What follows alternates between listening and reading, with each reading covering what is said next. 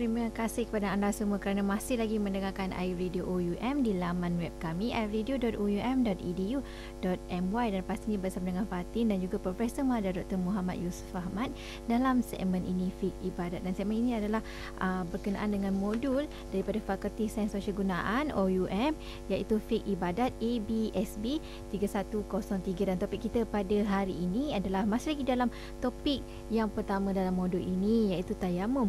Jadi Ustaz, mungkin tadi kita dah kongsikan berkenaan apakah yang dimaksudkan dengan tayamum dan apa dia keadaan ataupun bila masanya kita bertayamum. Jadi mungkin Ustaz boleh kongsikan ataupun menunjukkan cara kita untuk bertayamum. Silakan. Baik, tuan-tuan dan puan-puan, kita ambil wudu, kita basuh banyak muka, tangan, kaki sebagainya. Tapi tayamum ni muka dengan tangan saja. Macam mana ya? Baik. Yang pertama sekali kita kena ada debu ya. Kita katakanlah sini ni, di tempat debu ni, bekas debu. Contohnya, kata ni dulang yang telah kita letakkan debu tadi. Jadi yang pertama sekali kita tepuk aja, tepuk. Tangan kita macam tu, tepuk sini. Kita angkat tangan tu, kita niat masa tu. Aku bertayamum untuk mengharuskan solat misalnya. Sapu muka. Ni boleh buka ni, sapu ya? Boleh. Jadi tepuk macam tu, angkat, niat. Aku nak bertayamum untuk mengharuskan solat. Sapu muka, letak di muka macam tu. Letak macam tu. Tarik turun, habis. Sekali saja. Debu ni buang. Tepuk pula tempat lain pula. Tadi kita tepuk tempat ni. Okay. Ni tepuk tempat lain yang belum guna lagi. Yang belum guna. Tepuk. Ni tak payah hantar banyak lah, tak payah banyak dah. Nak sapu tangan kanan. Jadi tapak tangannya kita bagi dua. Yang pertama, kita nak sapukan belakang tangan ni saja macam tu. Kita tarik yang bahagian hujung ni lah. Hujung ni sampai ke siku. Kemudian tapak tangan yang tak kenal lagi tu, dia akan masuk ni lengan kita yang dalam. Tolak naik. Ibu jari ni akan naik di atas ibu jari ni. Selesai belah kanan. Belah kiri pula. Belah kiri macam tu juga. Kita letakkan tapak tangan kita ni separuh ni. Ambil yang jari saja. Letak macam itu. Tariklah semua belakang tangan. Tarik begitu. Ya, sampai ke siku. Jadi tapak tangan yang belum kena apa tu masuk ke dalam untuk sapukan lengan belah dalam. Tolak naik sampai ke habis. Pergi sembahyang. Jadi pemilihan debu tu Ustaz, mungkin debu yang bersih ke atau debu tu yang bersih. Debu tu ada orang kan ada dekat luar halaman rumah dia. Debu halaman rumah dianggap bersih. Melainkan ada tiap ayam tak bersih lah. Ada tiap kambing, tiap apa tak bersih. Kita anggap debu semua yang bersih. Itu asalnya. Jadi dah clear kan? Muka dengan tangan saja. Tangan saja. Itu cara nak melakukan tayamum. Baik melalui video ni mungkin tak buat kelas lah. Nanti kalau sebenarnya kita ada buat kelas, seorang-seorang kena buat tu. Lepas guru tunjuk, seorang-seorang kena buat betul tak betul, kena tak kena. Macam tu. Itu namanya tayamum. Cara bertayamum. Sebelum ni orang dengar je Ustaz. Macam ke semua juga kena debu kan? Maksudnya dua anggota je tak dua. Tu jangan silap lah nanti. Baik, tayamum ni bukan saja untuk solat. Orang berhadas besar. Orang berhadas besar, lalunya kita kena mandi habis luar badan. Tayamumnya tak payahlah pergi berguling dalam debu. Tayamum macam tadi. Masih sama jugalah. Tepuk muka, buang debu tu, tepuk, sapu tangan kanan, sapu tangan kiri. Habis. Tapi tak boleh kalau ada air. Dia mesti syaratnya tak ada air. Syarat tak ada air. Yang kedua, tak boleh menggunakan. Nanti Ustaz ada yang ambil jalan shortcut. Ada air tapi tayamum lagi mudah ni. Tak boleh. Syarat nak tayamum tu, yang pertama tidak ada air, yang kedua tidak boleh menggunakan air. Ataupun menggunakan air tu memudaratkan. Itu yang kena jaga. Okey Ustaz, kita berhenti rehat seketika. Okey. Kita akan kembali lagi selepas ini. Banyak lagi informasi yang ingin Ustaz kongsikan berkenaan dengan tayamum. Okey, contohnya seperti syarat-syarat tayamum Ustaz. Ustaz akan kongsikan sebentar saja lagi.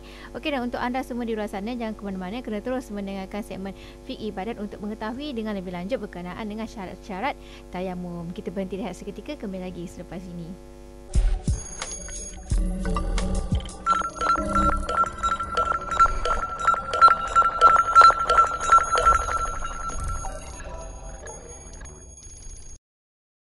Masih lagi bertemakan Fatin di sini dalam segmen Fiqh Ibadat, dan tajuknya berkenaan dengan tayamum pada hari ini, dan pastinya Fatin ditemani oleh tetamu istimewa kita iaitu Profesor Madar Dr. Muhammad Yusof Ahmad, dimelandikan daripada Fakulti Sains Sosial Gunaan Open University Malaysia.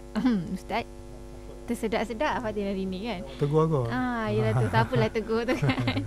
Okey, dan untuk anda di luar sana, terima kasih banyak-banyak kerana terus mendengarkan Fiqh Ibadat di sini secara langsung di iRadio UM 10 pagi hingga 11 pagi.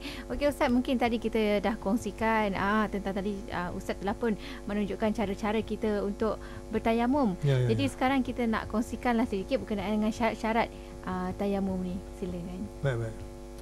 Tuan-tuan dan puan-puan sekalian, tayamum ni ada syarat dia, bukan saja-saja ya. Kalau apa wuduk tu saja boleh pakai minyak wuduk. Tayamum ni bukan saja-saja. Nak tayamum, kalau kita nak solat kena ambil wuduk dulu. Tak boleh ambil wuduk baru kita tayamum. Sekarang nak tayamum pun nak ambil wuduk. Dah tak boleh tayamum, tak boleh wuduk nak tayamum. Nak tayamum tu pun syarat dia ada juga. Antaranya kena masuk waktu dulu. Kalau wuduk kita boleh ambil wuduk awal. Waktu sembahyang belum masuk kita dah boleh ambil wuduk. Tapi tayamum tak boleh. Tunggu sampai masuk waktu. Kata nak zuhur, masuk waktu zuhur, cari air dulu. Cari sana, cari sini, cari sana. Kalau dalam keadaan tak ada air lah. Jauh nak mencari air tu, itulah tadi satu pelaung. Yang penting berusaha dulu mencari air lah. Cari air.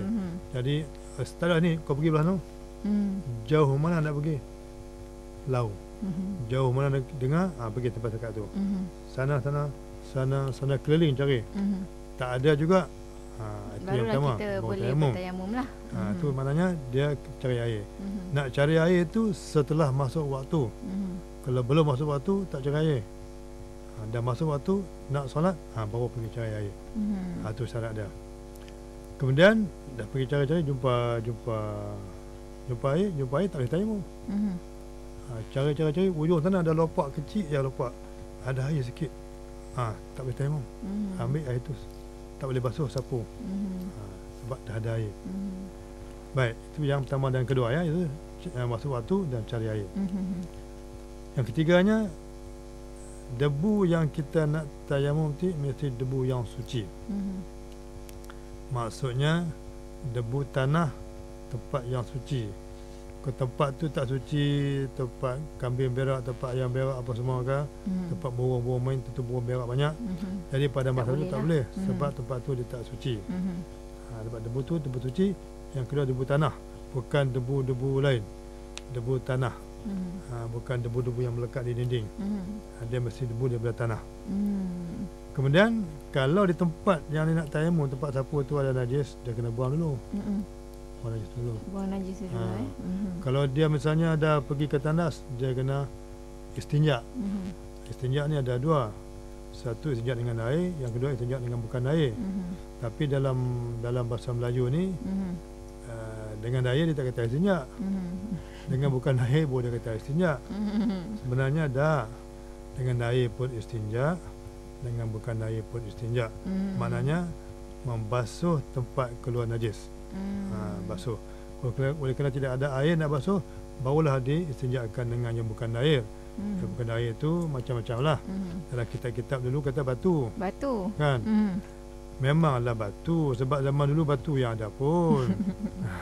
Zaman sekarang macam-macam ada. Macam-macam tisu. Tengah orang berjalan dalam poketnya sentiasa ada tisu. Tisu lah, takkan cari batu lagi. Ya. Jadi kitab fiqh tu tak salah, kitab fiqh tu betul. Penafsirannya. Penafsiran tu kita kena update lah. Update.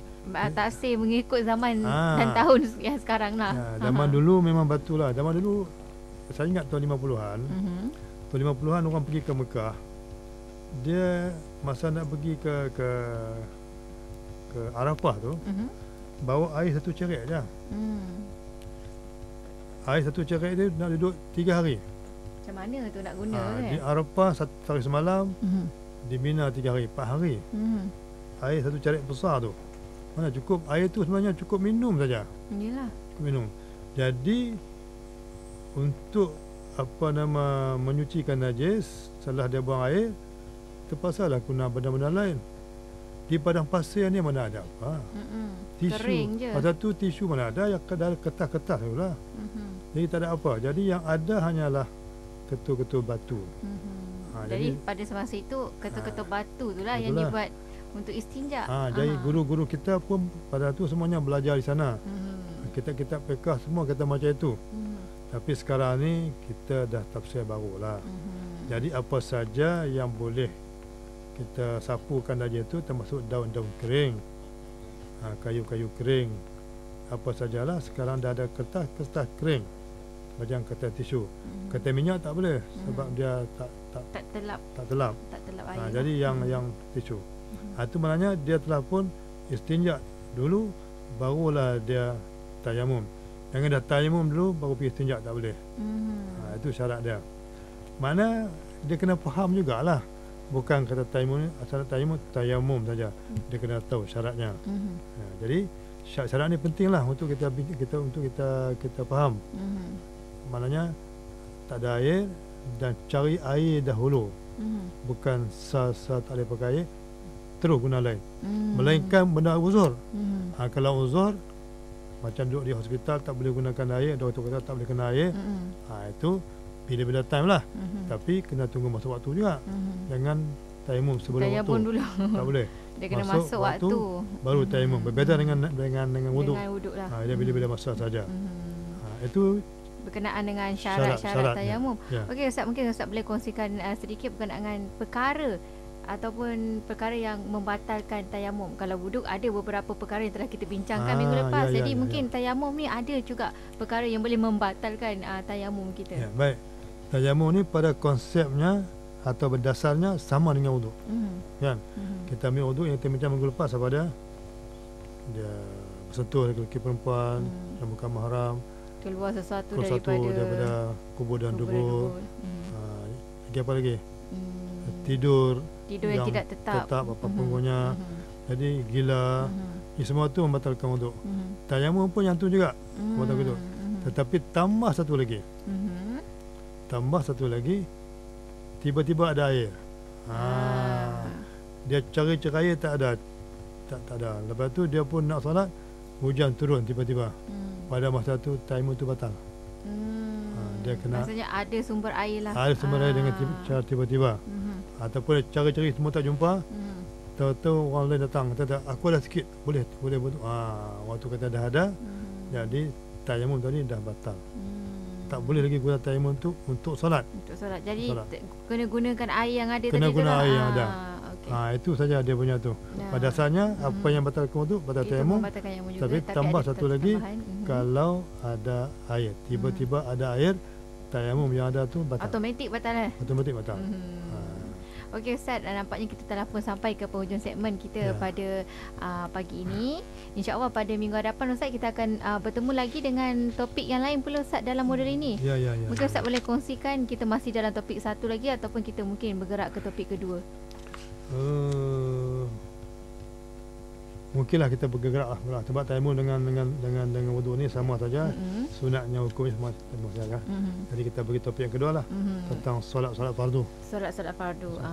Dengan beberapa minggu nanti kita akan berkongsi berkenaan dengan solat lah nampaknya Ustaz. Solat. Okey, apa pun terima kasih kepada tetamu Fatin, iaitu Profesor Madar Dr. Muhammad Yusof Ahmad, kerana sudi hadir ke konti kita pada pagi ini. Dan untuk anda semua di luar sana, jangan ke mana-mana, kena terus mendengarkan iRadio OUM. Dan pada anda juga kena mendengarkan segmen ini, kerana pada minggu depan Ustaz akan sampaikan topik yang lain, iaitu topik yang kedua dan juga berkenaan dengan solat kita. Jadi kena terus mendengarkan iRadio OUM. Jadi jumpa lagi pada minggu hadapan. Assalamualaikum.